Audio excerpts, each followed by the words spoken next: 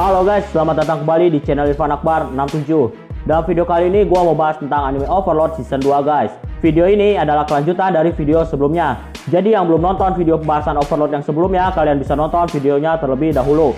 Seperti biasa, yang mau gua bahas dalam video kali ini adalah nambahin informasi apa aja yang kurang dalam anime Overlord season 2. Tentunya dengan sumber light novel volume 5 guys. Dalam video ini yang mau gua bahas adalah episode 6 dan episode 7 anime Overlord season 2. Sebelum kita mulai, gua mau ngingetin lagi ke kalian, jangan lupa untuk subscribe channel ini. Dan jangan lupa juga untuk nyalain loncengnya, supaya kalian dapat notif kalau channel ini update video terbaru. Di adegan ini, Sebas pergi ke Guild Magician Kingdom. Kingdom ini ngasih tanah yang luas untuk Guild Magician, karena guild ini bertanggung jawab dalam menciptakan item-item magic. Nah, kalian bisa lihat di adegan ini, yang dipakai Sebas untuk baca buku itu adalah item magic, gunanya untuk menerjemahkan bahasa. Orang-orang yang berasal dari Yuga Darasil nggak bisa baca tulisan yang ada di dunia baru. Makanya, Sebas tuh pakai item magic untuk baca buku. Di adegan ini, Sebas nolongin Suare. Sebenarnya, Sebas gak masalah kalau misalkan ada orang yang nyiksa manusia karena nganggap manusia itu objek atau mainan. Karena pada dasarnya, orang-orang yang ada di Nazarik suka menyiksa manusia dan jadiin manusia sebagai mainan. Tapi, masalahnya di sini, laki-laki itu bilang kalau Suare adalah pegawainya. Kalau emang pegawainya, harusnya itu diperlakukan dengan layaknya selayaknya manusia. Makanya itu Sebas sekarang nolongin Suare. Di adegan ini dijelasin kalau Touch Me adalah wujud terkuat dari Guild Ainz All Gaunt. Dia tuh berada di kelas World Champion dan berada di level kelas yang berbeda dengan anggota guild lainnya. Touch Me adalah anggota Nine All Gaunt. Jadi yang belum tahu, Nine All Gaunt itu adalah nama guild pertama yang punya jumlah anggota 9 player. Jadi Touch Me tuh suka nolongin player yang suka kena PK atau player kill. Salah satunya adalah Touch Me nolongin Momonga yang selalu kena PK. Dan bersama 7 orang lainnya, mereka membentuk Nine All Gaunt. Di adegan ini, Sebas nyuruh Solution untuk nyembuhin Suare. Sebenarnya, Sebas tuh punya skill healing yang bisa nyembuhin luka dengan mudah. Dengan menggunakan ki miliknya, luka-luka akan sembuh dengan sempurna. Tapi, masalahnya, skill healingnya itu nggak berlaku untuk racun dan penyakit. Sebas sempat mikir untuk nyembuhin luka-lukanya aja. Sedangkan untuk nyembuhin racun dan penyakitnya Suare bisa dilakuin nanti. Tapi Sebas tuh nggak mau ambil resiko karena racun dan penyakit bisa membunuh Suare kapanpun. Makanya dia nyuruh Solution untuk pakai gulungan healing untuk nyembuhin Suare. Di adegan ini, Solution nyembuhin Suare dengan gulungan healing. Jadi, gulungan healing itu isinya tuh sihir penyembuh tingkat 6. Sihir itu bisa mengembalikan kesehatan dan menghilangkan berbagai efek negatif. Jadi, gulungan itu sebenarnya cuma bisa dipakai dengan kelas yang sama dengan si pengguna. Misalkan, kalau gulungan healing itu punya kelas priest, maka yang bisa pakai gulungan healing itu harus dari kelas yang sama, yaitu kelas priest. Tapi, ada pengecualian, yaitu kelas thief. Kelas thief bisa pakai gulungan apapun dengan kemampuannya. Solution di sini adalah seorang assassin berbasis kelas thief. Makanya Solution bisa pakai gulungan healing itu. Di adegan ini, Sebas tuh ngusap air mata Suare. Nah, yang dilakuin Sebas ini adalah meniru apa yang dilakuin Ainz. Gua pernah bahas tentang para guardian yang nangis di video part sebelumnya. Nah, Ainz ini ngusap air matanya Saltiar. Sebas, walaupun waktu itu nggak ada di Nazarik, dia tahu itu dari percakapan Solution dan Saltiar. Saltiar pamer kalau air matanya tuh diusap Ainz. Makanya sekarang Sebas ngelakuin hal yang sama ke Suare, walaupun dia nggak tahu apa tujuannya. Di adegan ini, pisau yang digunakan adalah Vampire Blade. Pisaunya bisa menghisap darah seseorang. Oh ya, di sini kalian bisa lihat, setelah lehernya tuh ditusuk, orang-orang itu masih bisa bergerak. Alasannya adalah karena FUA ngebuat para penjaga itu jadi zombie. Jadi emang sengaja para penjaga itu dibuat jadi zombie supaya penjaga lain gak curiga kalau ada penyusup. Oh ya, tujuan kelompok Blue Rose ini adalah untuk menghentikan produksi Black Dust atau debu hitam. Jadi Black Dust ini dikenal dengan Lyra Powder. Obat-obatan itu adalah bubuk berwarna hitam yang dicampur dengan air. Bisa dibilang kalau Black Dust adalah narkobanya dunia baru. Di Kingdom ini, banyak tanaman-tanaman yang bisa memproduksi Black Dust. Kingdom gak ngelarang tanaman itu, karena biasanya tuh dipakai untuk membuat obat bius. Tapi malah disalahgunakan oleh para bangsawan dan organisasi X-Finger atau 8 jari.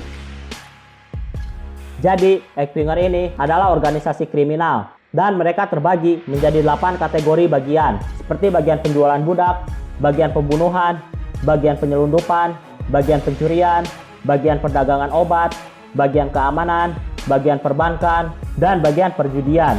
Setiap bagiannya tuh ada pemimpinnya.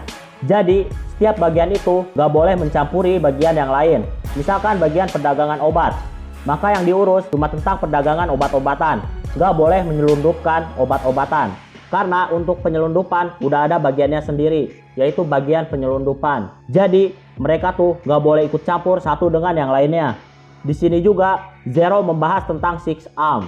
Jadi Six Arm itu adalah 6 anggota terkuat bagian keamanan Eight Finger yang dipimpin sama Zero. Nah, Six Arm ini isinya tuh orang-orang kuat. Kalau di permukaan Gazeb-Stronov dan para petualang adamantium adalah yang terkuat, maka Six Arm ini terkuat di dunia bawah tanah.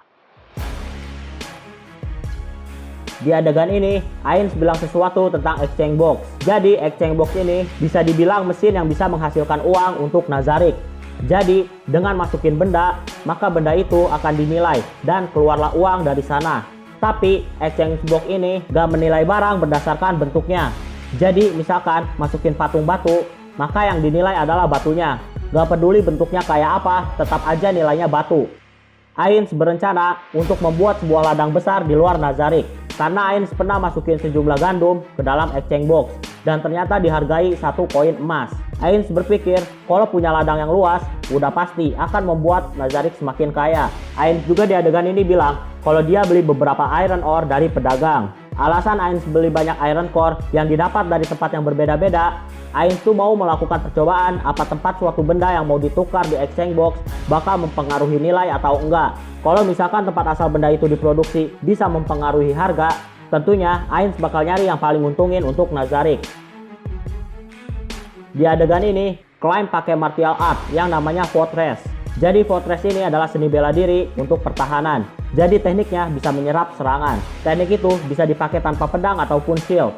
Jadi walaupun dengan tangan kosong, seni bela diri Fortress ini bisa diaktifkan. Biasanya pengguna seni bela diri Fortress ini kebanyakan pakai senjata pedang sama perisai. Sama kayak yang dilakuin oleh Climb. Kemampuan ini tuh butuh timing yang tepat. Karena kalau salah timing, maka kemampuannya jadi nggak berguna. Di adegan ini, Rainer dibilang monster sama kakaknya. Itu semua dikarenakan Rainer menyingkirkan perdagangan budak dan kebijakan-kebijakannya benar-benar memihak kepada rakyat kecil. Nah, Rainer dipanggil monster sama kakaknya tuh karena kakaknya mikir kalau semua itu udah rencana dari Rainer. Rainer yang separuh hidupnya di dalam istana dan hampir gak punya koneksi dengan para bangsawan, tapi dia bisa mengendalikan para bangsawan sesuka hatinya. Makanya kakaknya bilang kalau Rainer itu adalah monster. Climb juga di sini sebenarnya mau pukul kakaknya Rainer. Cuma Climb pernah dikasih tahu sama Rainer kalau kakaknya tuh bakal mancing amarah dari Climb. Karena Climb gak mau ngebuat susah Rainer, maka Climb menahan emosinya. Di adegan ini dikonfirmasi kalau armor yang dipakai Climb adalah armor yang terbuat dari mithril yang banyak dan sedikit orichalcum. Jadi armornya itu keras banget dan udah pasti kalau dipakai bakal sangat berat. Tapi karena armornya dipakein sihir, maka armornya jadi ringan saat dipakai. Bahan-bahan mithril dari armornya Climb dikasih sama Blue Rose. Di sini Rainer bilang tentang sandi substitusi. Buat yang belum tahu, sandi substitusi itu adalah sandi yang mengubah huruf sesuai dengan tabel yang udah disepakati. Jadi misalkan gini, misal sepakat kalau angka 1 adalah huruf A, terus angka 2 adalah huruf B. Maka kalau ada tulisan sandi 11, maka berarti tulisannya adalah AA. Terus kalau ada tulisan 21, berarti maksudnya adalah BA. Jadi sesuai kesepakatan dan dibuat tabel pengganti biar mudah membacanya. Kalau kalian masih belum ngerti, kalian bisa lihat contohnya di video.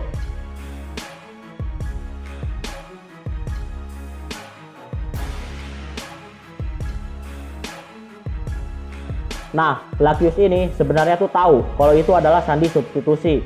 Cuma masalahnya susah untuk mecahin huruf-huruf yang diganti. Tapi Rainer dengan sekali baca dia bisa mengerti urutan huruf-huruf yang sesuai. Saat Rainer bisa memecahkan sandi dengan sangat mudah, Lackius yang seorang petualang kelas adamantium benar-benar merinding dan gemetaran sama kejeniusannya Rainer.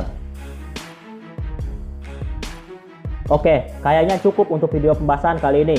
Terima kasih karena udah nonton video ini sampai habis. Jangan lupa untuk subscribe, like, dan yang paling penting adalah share video ini ke teman-teman kalian.